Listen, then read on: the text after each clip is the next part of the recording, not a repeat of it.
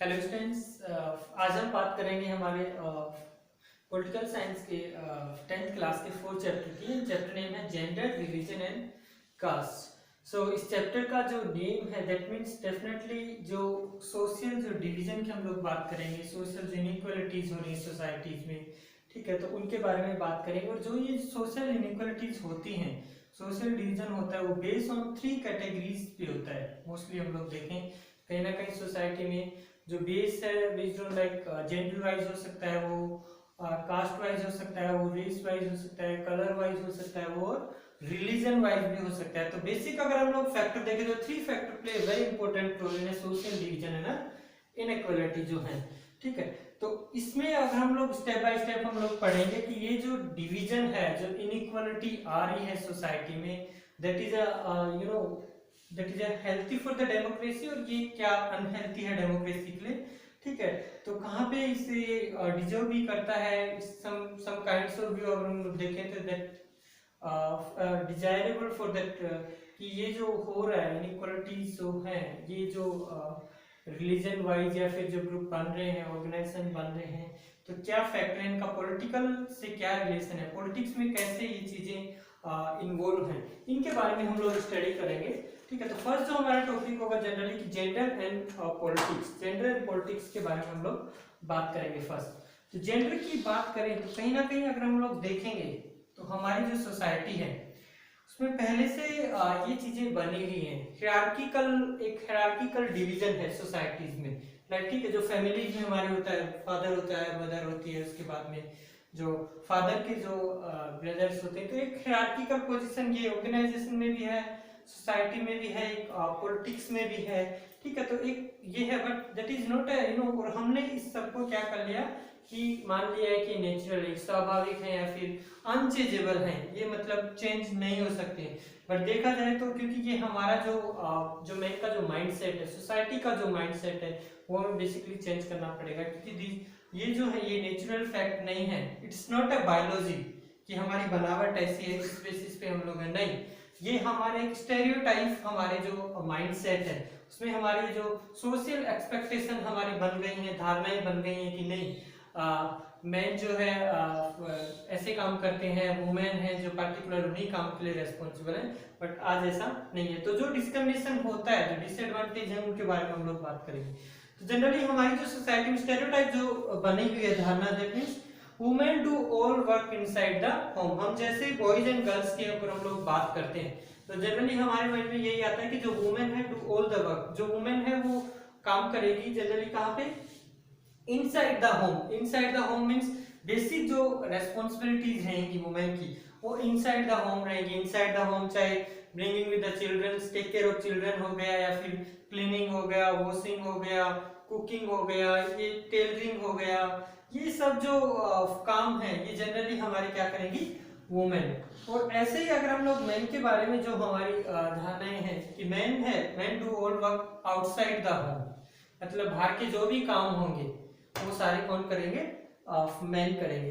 But अगर हम लोग देखें, अगर यही काम के लिए जनरली हम लोग देंगे, ऐसा बिल्कुल भी नहीं है। अगर इफ द वर्क वो वर्क जो आउटसाइड है वो अगर पेड है तो डेफिनेटली क्या, ये paid then do all. Generally हम लोग कैसे, जनरली हम लोग देखें तो जो हमारे होटल्स हैं, होटल जो इंडस्ट्रीज है, उसमें जो कुकिंग का जो काम है, जनरली वहां पे जो शेफ जो होते हैं, जनरली वो 95% स्लो कौन है, मेल कैंडिडेट है, मैन है वहां पे।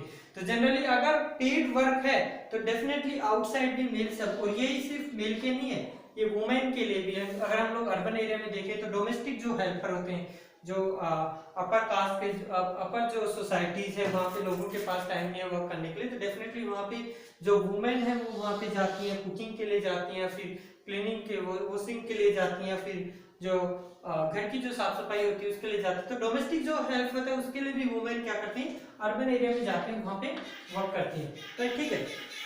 उसके अलावा हमारी जो है कि जनरली जो मैन है they are allowed to participate, जितने भी हमारे जो पब्लिक मैटर्स हैं, जो सोसाइटी के कोई भी जो अगर डिस्प्यूट्स हो रहे हैं, तो जनरली उन्हें पार्टिसिपेट कौन करेगा, मैन करेगा, राइट। एंड उसके अलावा जो काफी बार हम लोग देखें, अगर हम लोग देखें बहुत सी कंट्रीज ऐसी हैं जहाँ पे वोटिंग और वोट का जो राइट है वुमेन को दिया गया था, या फिर जो कॉन्टेस्ट फॉर पब्लिक जो ऑफिसेज की बात जो की गई थी वो भी जनरली किसके लिए थी, मैन के लिए। दैट मींस जो बाहर की जो चीजें हैं उनमें जनरली कौन पार्टिसिपेट कर सकता है, ओनली मैन पार्टिसिपेट कर सकते हैं, women not allowed to participate और contest for the public offices. ये हमारे यहाँ पे बना हुआ है। बट धीरे धीरे क्या लोगों ने इसको पहचाना, और जो अक्रॉस द जो वर्ड हैं, जो बहुत से ऐसे women's and they can form a organization, उन्होंने अपना एक संगठन बनाया, and they can raise a voice against this inequality और social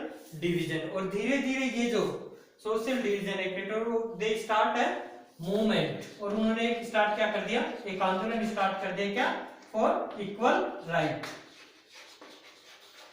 equal right in terms of politics, in terms of economic, in terms of education, in terms of जो हमारी politics है उसमें भी।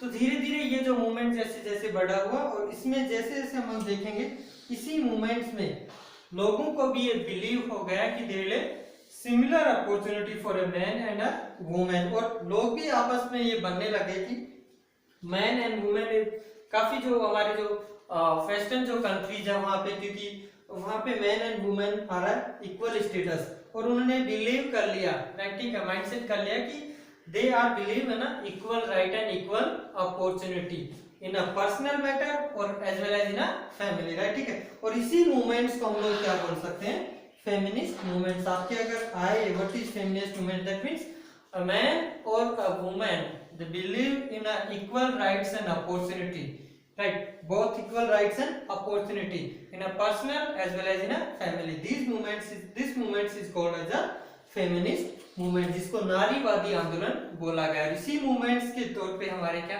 यहाँ पे सोसाइटी में है जो वुमेन है उनको पार्टिसिपेट करने का चांस मिला, ठीक है। This is the basic concept about the women. हम बात करेंगे नेक्स्ट जो हम लोग देखेंगे,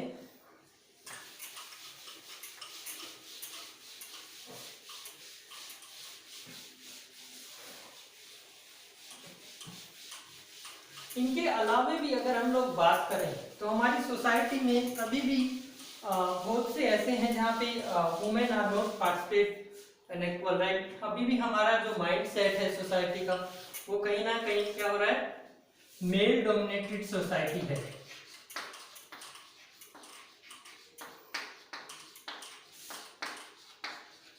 and we can say like a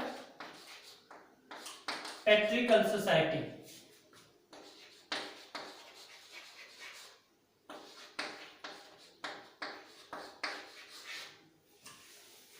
पैट्रिकल society जो पितृस्थात्मक जिसको सोसाइटी, जनरली हम लोग अगर बात करें तो आफ्टर इंडिपेंडेंस जरूर हमारी जो चीजें हैं वो काफी चेंज हुई हैं, वुमेन को पार्टिसिपेट करने का मौका मिला है, बट अभी भी ये वेरी लेस पार्टिसिपेशन है वुमेन का। अभी भी कहीं ना कहीं वुमेन है जो एक्सप्लॉइट हो रही है उनको, और ये जो है क्योंकि कंप्लीटली जो हमारी सोसाइटी का जो माइंडसेट है वो कंप्लीटली मेल डोमिनेटेड है, कि वहां पे मेल जो पर्सन है मैन है उनको ज्यादा इंपोर्टेंस दी जाती है। मतलब पैट्रिकल सोसाइटी जो पहले होती है जहाँ पे पितृस्थात्मक जो है, जहाँ पे father is the head of the family.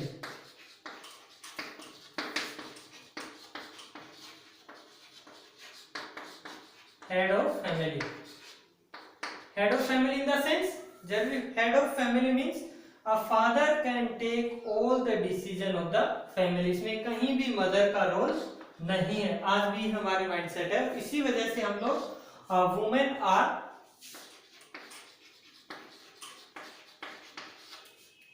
Discriminate and disadvantage in various way. बहुत सी ऐसी फील्ड है जहां भी आज भी हमारी वुमेन्स काफी ज्यादा डिस्क्रिमिनेट हो रही है, उनको इक्वल राइट्स नहीं मिल रहा है, डिसएडवांटेज, क्योंकि वो they are not participate in a public matter और public, they not take a decision of the family, right, ठीक है। इसके पीछे अगर हम लोग देखें तो देयर आर 3 रीजंस कि आज जो है, जो बेसिकली जो रीजन है वो क्या है। पहला जो रीजन है literacy rate, literacy rate is very low. हमारे यहाँ पे जो लिटरेसी रेट है जो काफी लो है कंपेयर टू मैन। अगर वुमेन की लिटरेसी रेट अगर हम लोग देखें तो हमारी कंट्री में 54% है। अगर उसी टाइम हम लोग मेन से कंपेयर करें तो डेफिनेटली ये 74% है। तो कहीं ना कहीं अभी हमें फोकस करना पड़ेगा वुमेन की एजुकेशन पे। बेसिक जो एजुकेशन है उन्हें प्रोवाइड करानी पड़ेगी। और इसी भी यहाँ पे ये लिटरेसी रेट क्यों है कम, क्योंकि जनरली अगर जैसे जो हायर एजुकेशन की अगर हम बात करते हैं, ठीक है, कोई भी पर्सन है, अ बॉय, ये उसके बॉय है, अना B is a girl.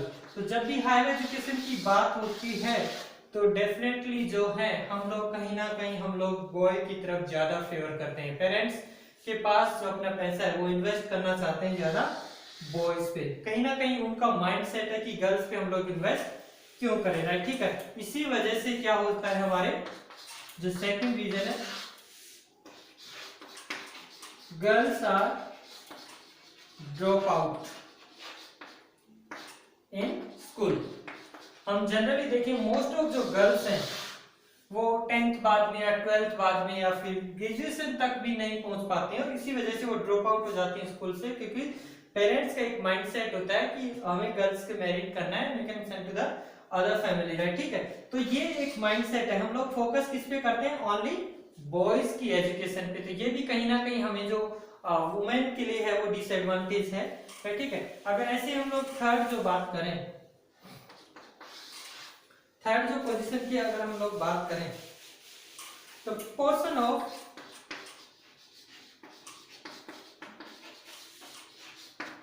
Higher job, higher job और we can say like valued जो जॉब है, higher job and salary. Higher job और सैलरीज में जो है वैल्यूड जो जॉब है वो भी काफी ज्यादा स्मॉल है, किस पे कंपेयर टू द मैन, बहुत कम है। वुमेन सेम सिमिलर जॉब करती है बट उसे उतना सिमिलर पेमेंट नहीं मिल पाता है। दैट मींस डेफिनेटली कहीं ना कहीं जो वर्कर है, वुमेन वर्कर है, वो कहीं ना कहीं डिस्क्रिमिनेट होते हैं in terms of this sector. और इसी को कम करने के लिए हमारी गवर्नमेंट ने क्या किया, the wages act 1976, remuneration act भी बोला जाता है इसको, 1976 हमारे यहाँ पे बनाया गया। उसमें सिमिलरली एक टर्म रखा गया कि जो भी होगा that means equal payment for the equal work. इसका जो बेसिक जो मोटो है इस वेजेस एक्ट जो 1976 में बनाया गया, एक लॉ बनाया गया गवर्नमेंट के द्वारा, that means equal wages for equal work, that means equal payment for the equal work. Whether वहां पे चाहे मैन काम करे चाहे वुमेन काम करे, उनको जो काम करने का जो रहेगा, अगर सपोज एक पर्सन 8 आवर्स वर्किंग कर रहा है किसी भी ऑर्गेनाइजेशन में, चाहे वो मेल हो या आइदर फीमेल, तो दैट मींस उसे क्या मिलेगा, सेम पेमेंट मिलेगा। वहां पे कहीं भी डिस्क्रिमिनेट नहीं होगा, चाहे वो फैक्ट्री हो, चाहे वो होटल हो, चाहे वो एजुकेशन इंस्टीट्यूशन हो या कोई भी स्मॉल कोई भी कारखाना हो, उसमें इक्वल पेमेंट वेजेस ये रहेगा फॉर द इक्वल वर्क। तो इससे कहीं ना कहीं हमारी जो कंडीशन है वुमेन की वो कहीं ना कहीं ठीक हुई। बट इसके अलावा भी आज अगर हम लोग बात करें काफी जगह, अगर हम लोग अर्बन एरिया में भी बात करें, women are not safe in urban area, क्योंकि मोस्टली अनसेफ है वहां पे वुमेन। क्यों अनसेफ है, because either they are not safe in on house also, because काफी ज्यादा हरेसमेंट होता है उनके साथ में, काफी ज्यादा एक्सप्लॉयटेशन होता है, डिस्क्रिमिनेट होती है वुमेन। तो आज भी हम लोग अगर बात करें तो कहीं ना कहीं हमारी जो कंट्री है उसमें आज भी हमें जो बेसिक जो एजुकेशन है, बेसिक जो फैसिलिटीज है उनके बारे में सोचना पड़ेगा, उनको एजुकेशन प्रोवाइड करानी पड़ेगी, लिटरेसी रेट को हमें इंक्रीज करना पड़ेगा, ताकि इक्वल हमें अपॉर्चुनिटी क्रिएट करनी पड़ेगी मैन वुमेन के, ताकि they can participate in politics है। ठीक है, नेक्स्ट जो हम लोग टॉपिक पढ़ेंगे वो पढ़ेंगे women participation in India. Next जो हमारा टॉपिक है, next topic in the sense कि वुमेन पॉलिटिकल रिप्रेजेंटेशन, वुमेन का पॉलिटिक्स में कितना रिप्रेजेंटेशन है, ठीक है, कैसे उसको बढ़ाया जाए, वहां पे क्या डिसएडवांटेज है वुमेन को। तो जनरली अगर हम लोग पॉलिटिक्स की बात करें तो कहीं ना कहीं हमारे जो वुमेन का जो पार्टिसिपेशन है पॉलिटिक्स में वो काफी लो है। Proportion of women in legislature has been very low. कैसे जो लेजिस्लेचर है हमारी जो पार्लियामेंट है, जो लेजिस्लेचर है उसमें जो ऑर्गन्स होते हैं, लेजिस्लेचर, एग्जीक्यूटिव और जुडिशरी, जिनकी हमने पहले भी बात की थी। तो जो लेजिस्लेचर विधानमंडल, इसमें जनरली जो पार्टिसिपेशन है वुमेन का वो काफी ज्यादा लो है। अगर हम लोग लोकसभा और राज्यसभा की बात करें तो वहां पे ओनली 10% फीमेल भी वहां पे इलेक्टेड होके नहीं पहुंचते। दैट मींस जो हमारे पार्लियामेंट के जो इलेक्शंस होते हैं वहां पे, और यही बात ना सिर्फ लोकसभा में बल्कि राज्यसभा में भी यही हमारा हाल है। ठीक है, और ये सिर्फ पार्लियामेंट में नहीं, हमारी सेंट्रल गवर्नमेंट में नहीं है कि वहां पे लोकसभा और राज्यसभा। अगर हम लोग स्टेट असेंबली की अगर हम लोग बात करें वहां पे भी आइदर सिर्फ ओनली 5% जो फीमेल हैं वो वहां पे पार्टिसिपेट करती हैं। तो डेफिनेटली इसका मतलब ये हो सकता है कि जो हमारे पॉलिटिकल जो ऑर्गेनाइजेशन हैं, पॉलिटिकल जो पार्टीज हैं, वो या तो वुमेन को पार्टिसिपेट ही नहीं कराना चाहते हैं, या फिर वुमेन इतनी लिटरेट नहीं है कि उनको इतना चांस नहीं मिलता है, या तो उनकी फैमिली प्रॉब्लम होगी या उनकी पर्सनल जो प्रॉब्लम्स हैं कि वो यहाँ पे जो पॉलिटिकल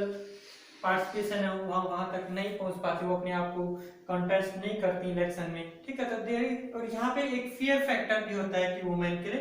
तो जनरली ये जो प्रोपोर्शन है हमारा, इस लो को हमें कहीं ना कहीं हमें क्या करना पड़ेगा, इंक्रीज करना पड़ेगा। अगर हम लोग इसके लिए हम लोग क्या करें, क्योंकि हमें फेयर प्रोपोर्शन चाहिए for women in elected body. जो भी हमारी इलेक्टेड बॉडीज हैं, चाहे वो लोकसभा हो, चाहे राज्यसभा हो, चाहे स्टेट असेंबली हो, और चाहे हमारी पंचायत और म्युनिसिपैलिटी। और इसका बेस्ट एग्जांपल जो मिलता है वुमेन पार्टिसिपेशन का, आज हम देखें तो 1/3 seat reserve in local body. जो हमारी जो लोकल जो बॉडीज हैं उनको हम लोग पंचायत बोल सकते हैं या फिर म्युनिसिपैलिटी जो बोली जाती हैं, तो वहां पे अगर रिजर्वेशन देखा जाए तो वुमेन को 1/3 सीट उनकी रिजर्व। अगर 100 सीट है तो 33-36 सीट्स वुमेन के लिए रिजर्व है। और इसी की बदौलत है कि आज अगर हम लोग पंचायत यहाँ पे जो नगर परिषद, नगर निगम से भी बात करें तो अराउंड 10 लाख जो है जो वुमेन है वो यहाँ पे वर्किंग है, इलेक्टेड है, वो एज ए सरपंच हो गया या फिर जिला पार्षद हो गया, फीमेल्स यहाँ पे काम कर रही हैं।